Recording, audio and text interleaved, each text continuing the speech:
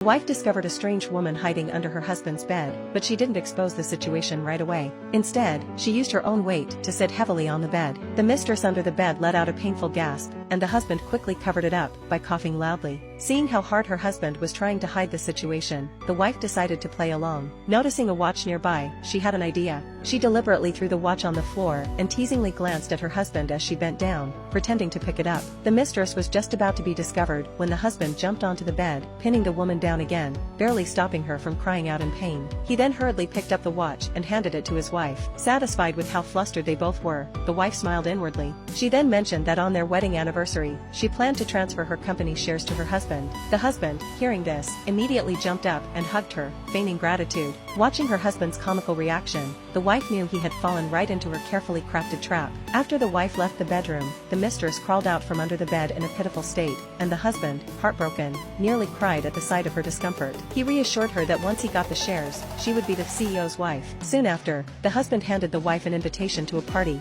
asking her to join him a month later. The wife, touching her stomach, said she didn't feel like attending any events. The husband insisted, explaining that CEO Lee, the host of the party, had personally invited her because he wanted to reconnect with his childhood friend. The wife thought back to the boy who had always been by her side when they were young, who once joked that he would marry her when they grew up. That boy had now become a billionaire CEO. The wife agreed to go, curious to see how her childhood companion had turned out. After receiving his wife's answer, the husband turned and walked away. The wife accidentally overheard him chatting with his mistress. The mistress complained, puzzled as to why that ugly fat woman was allowed to attend the party. The husband explained that it was a personal invitation from CEO Lee. After calming down the angry mistress, the husband hung up the phone. The next day, the wife started a strict weight loss